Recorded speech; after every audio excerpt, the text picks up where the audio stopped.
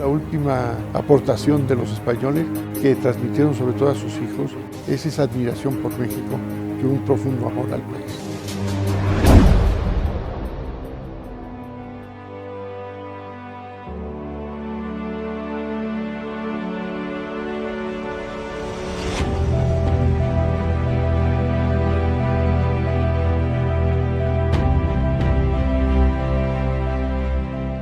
A la postre, conocidos como los niños de Morelia, estos casi 500 niños fueron instalados en la Escuela España-México de Morelia, Estado de Michoacán, en donde se busca que reciban la educación que hubiesen obtenido en España. Llegan a Morelia y ahí están hasta el final del cardenismo. Luego, claro, con Ávila Camacho hay cambios de gobierno, cambios de actitudes. Y la escuela de Morelia, la escuela España-México, cierra. Lejos de su familia y con recursos limitados, estos niños y jóvenes se enfrentaron a condiciones complicadas. El caso de los niños de Morelia son la avanzadilla del exilio republicano español y crecen en unas condiciones muy difíciles. El destino de muchos de ellos pues, va a ser trágico, como es sabido, pero evidentemente es uno de esos episodios que demuestran que el exilio republicano español en México no fue un camino de privilegios siempre, ni de exilio dorado, no, tuvo sus complejidades. Al final del mandato de Lázaro Cárdenas, estos primeros huéspedes y la euforia con la que fueron recibidos queda prácticamente en el olvido. Mientras tanto, el exilio masivo está aún gestándose en España. Parece ser que tenían ya un acuerdo, mi padre y mi madre, de si venía alguien a investigar a casa o algo así, mi madre tenía que poner una toalla blanca en la ventana del cuarto de baño, y eso era mensaje a mi padre que no se acercara por la casa, porque lo habían ido a buscar.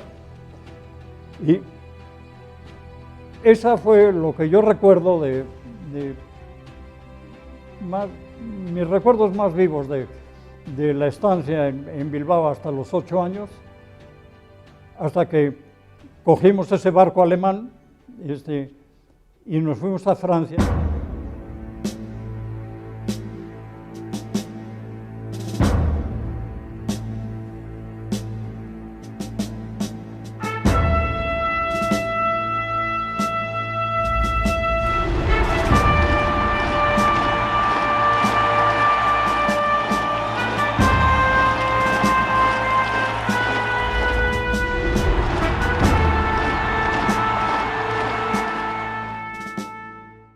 La guerra civil concluye en 1939, con el movimiento republicano derrotado. Sus simpatizantes encaran la imposibilidad de permanecer en su tierra so pena de muerte, reclusión o persecución permanente. Yo la pasé en España. Yo nací en 36. En 39 mi padre iba a salir por la frontera cuando ya se había perdido la guerra, pero se le ocurrió regresar por nosotros, que nos habíamos tenido que ir a Valencia. Mi madre, mi hermana, una hermana un año menor que yo, y yo. Entonces, en ese trayecto para ir a buscarnos a Valencia, lo apresaron y evidentemente lo mandaron a un campo de concentración. Entonces ya no pudimos salir refugiados en su momento. La verdad es que el concepto de decir hay una guerra, ni los niños ni yo teníamos idea de que había una guerra.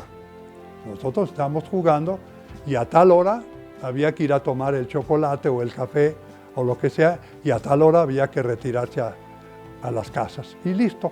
Mientras, el franquismo da inicio en España con bombo y platillo. La Iglesia, la Falange Española, partido único de ideología fascista, y el Ejército serán sus 3 pilares. Un Estado totalitario armonizará en España el funcionamiento de todas las capacidades y energías del país, en el que dentro de la unidad nacional el trabajo, estimado como el más ineludible de los deberes, será el único exponente de la voluntad popular. Y merced a él podrá manifestarse el auténtico sentir del pueblo español a través de aquellos órganos naturales que, como la familia, el municipio, la asociación y la corporación, harán cristalizar en realidades nuestro ideal supremo. En una palabra, la semilla de nuestro patriotismo regada con la sangre de tantas mártires hará fecunda la cosecha, de la cual las mejores espigas las hemos de depositar en el altar augusto de la patria. 36 años de totalitarismo encabezados por el caudillo marcarán una de las épocas más oscuras de España. Mi padre estuvo un par de años en el campo, salió en 41. Yo para ese entonces tendría 5 años. Evidentemente la salida del campo era el rojo, era el perseguido, era el mal visto, en fin, nada fácil, la pasamos muy difícil, hambres, persecuciones, miedo, que llegaran a la casa a investigar, en fin, estaban las policías y los no policías en contra de tener un rojo en su vecindario. Total, ahí aguantamos lo que pudimos hasta 46. Evidentemente fue insufrible, pero pues afortunadamente pasó. Hay un personaje que no podemos considerar republicano ni prorrepublicano, muchísimo menos, es el conde Chiano, el que era ministro de Asuntos Exteriores de Mussolini y yerno de Mussolini, aunque después lo fusiló Mussolini, que en un viaje que hace a Burgos, donde residía el gobierno de Franco, le dice a Serrano Súñer, el ministro de Asuntos Exteriores de Franco, ustedes no pueden seguir fusilando así, esto es atroz, ustedes tienen que parar esta masacre. Que eso lo diga un fascista italiano quiere decir que verdaderamente se vio asombrado por lo sanguinario de la represión franquista. El principal destino de los exiliados es Francia, a quien se le había dado cuenta que saldrían cerca de 50,000 personas hacia su tierra. Sin embargo, en 1939 llegaron alrededor de 500,000. El gobierno francés no los quería porque los consideraba, a pesar de que había abierto las fronteras, eso hay que reconocerle al gobierno francés, que aunque los trató muy mal cuando estaban dentro, fue un país que abrió las fronteras y pudieron pasar la frontera 500,000 personas. Y creó aquello que se llamaron campos de internamiento, que en realidad eran campos de concentración, donde muchos de ellos murieron por las condiciones infrahumanas, insalubres en las que vivían. Pero empiezan a pensar qué hacer con ellos. En Francia, pues tenía ya arregladas las cosas mi padre. ¿Por qué? Porque le mandaba dinero un tío de mi madre que vivía aquí en México. Y le mandaba dólares o lo que fuera. Entonces, afortunadamente, lo único que tenía papá, tenía la visa, tenía los papeles en orden, pues era comprar los boletos.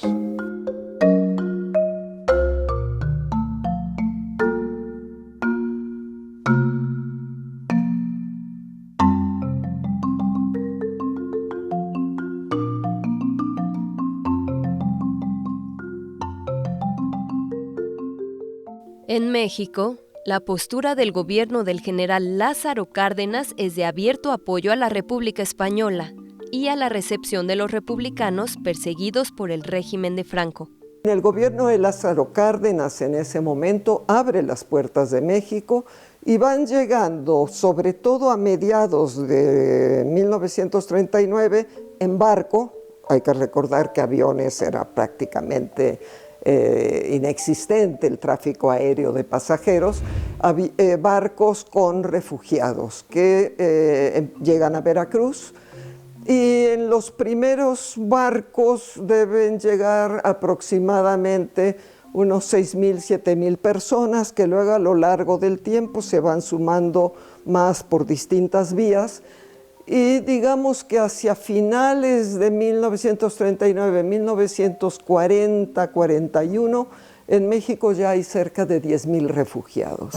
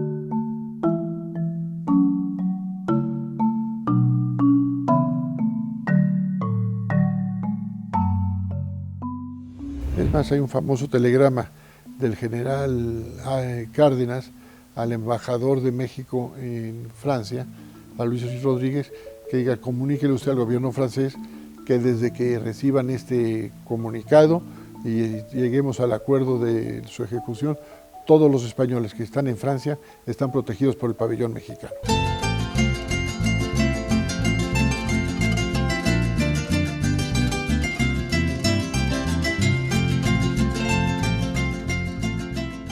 Un México de apenas 20 millones de habitantes, en el que si bien no todos comparten la visión cardenista, sí representan en gran medida el sentir de la nación.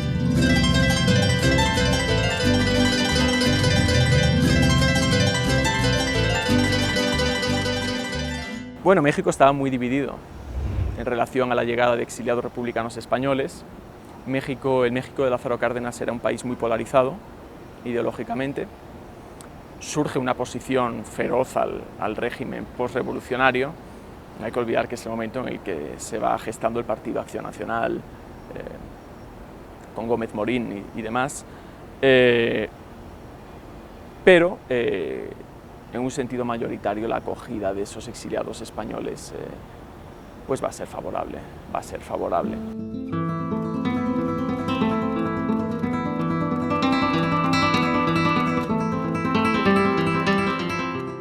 Cruzar el Atlántico en la década de los 30 y 40 implicó un gran esfuerzo y coordinación de los republicanos, la sociedad civil amenazada y los países de recepción.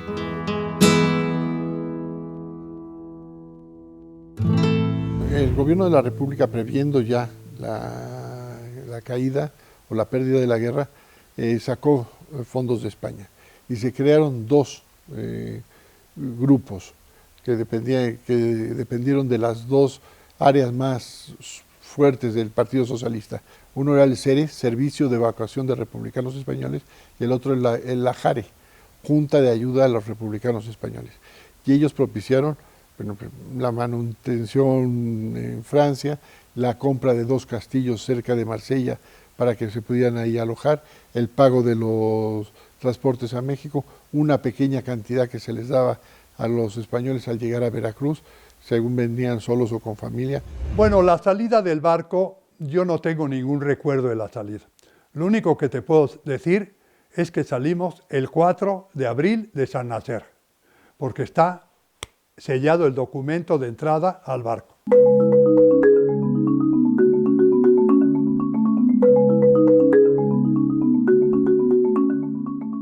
Buques de vapor bajo nombres como Sinaya, Mexic, de Grasse, Flandre, entre otros, zarparon en distintos momentos hacia América.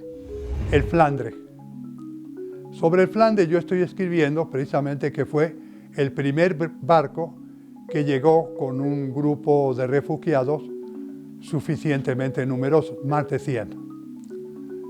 Y esa es una situación que trato yo de aclarar, porque siempre se está poniendo que el Sinaya llegó el primero. No, el Sinaya llegó el 13 de junio. Yo llegué el 19 de abril, punto.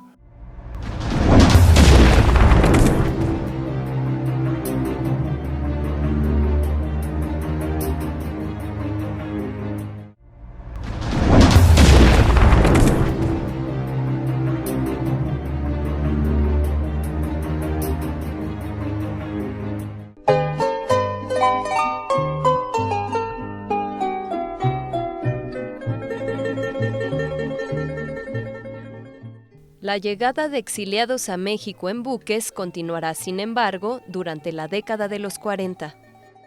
La pasaba mal porque pasaba hambre, pero no me daba cuenta de toda la problemática. Cuando llegamos al barco, o sea, subimos al barco y nos dimos un atracón, claro, nosotros en tercera y los judíos en primera, en el barco, en el Guinea.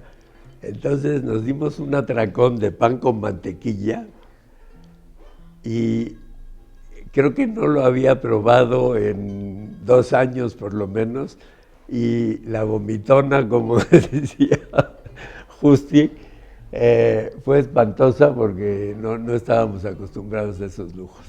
Ya se había declarado la Segunda Guerra Mundial. Nosotros salimos de El Havre en este barco francés, el de Grasse, un diciembre en mitad de un bombardeo alemán al puerto, pero no bombardeaban la parte donde estaban los barcos mercantes y de pasajeros, sino estaban bombardeando los depósitos de combustible del otro lado del puerto. Ante los ojos de los más pequeños, aquellos monumentales buques representaban poco más que una aventura. Cuando el barco se inclinaba mucho, las escaleras, era muy divertido, porque las esquinas de las escaleras las recorríamos de ida y de vuelta. Solo pisábamos en las esquinas, ¿me entiendes? Entonces, para mí eso era divertidísimo. Yo creo que el resto de la gente estaría aterrorizada, pero nosotros estamos divertidísimos en las escaleras. Llegamos a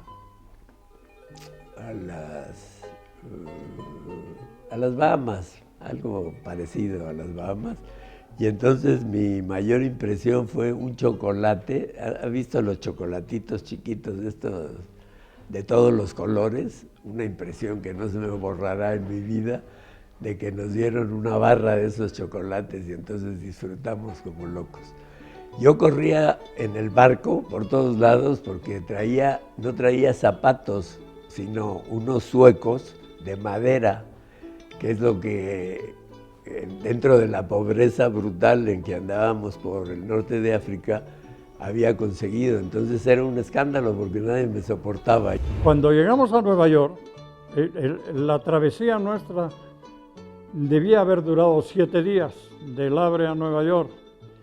Tardamos 23, porque el capitán del barco este se salió de la ruta comercial normal, porque el Atlántico ya estaba lleno de submarinos alemanes, y también estaba el Deutschland, también patrullando toda esa zona, y entonces el capitán del barco, con mucho tino, se apartó de la ruta normal y llegamos hasta Groenlandia, y de Groenlandia vinimos costeando todo el norte de Canadá, y nos avisaron en el barco que a las 5 de la mañana íbamos a entrar en Nueva York y que íbamos a ver la Estatua de la Libertad. Yo, claro, no pude dormir, estuve viéndolo. Es la imagen que hemos visto todos en las películas. Bueno, pues esa, esa es la que yo vi.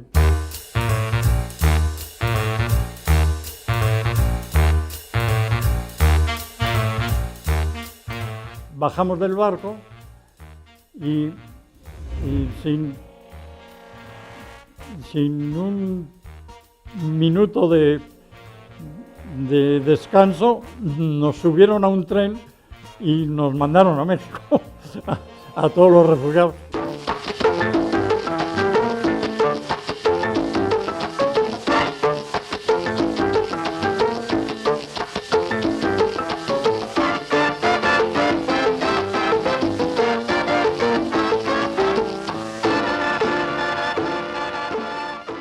Yo me acuerdo más de La Habana que de Veracruz. De Veracruz no tengo ningún recuerdo, así de simple, pero de La Habana sí. ¿Y por qué? Porque en La Habana no me bajé, pero había gentes que vendían piña en unas lanchas, y desde arriba a mí se me hacía el vapor en que iba grandísimo, se me hacía como un transatlántico gigantesco. Yo veía una altura gigante hasta las lanchas, y de alguna forma alguien bajaba con una cuerdita y bajaba una canasta y subían piñas. Bueno, el que tenía dinero y pagaba, le mandaban la piña. Eso se me quedó muy grabado. Lo de las piñas, eso lo tengo todavía muy presente. ¿Probó la piña? No, ni siquiera las probé. Me llamó la atención, se me quedó grabado. Hombre, obviamente después me cansé a tomar piñas. Digo, en México, el que no come piñas, por favor. Llegamos a México, a Veracruz, y mi impresión mayor, yo no sabía si era algo muy importante que nos habían recibido los, Cárdenas, etcétera, etcétera, sino que yo llegaba a un puerto X y mi mayor impresión fueron los mangos. Nunca en mi vida había visto un mango y el sabor y el gusto que me dio el mango fue impresionante. La pasamos muy bien en Veracruz, luego tomamos un tren y llegamos a México.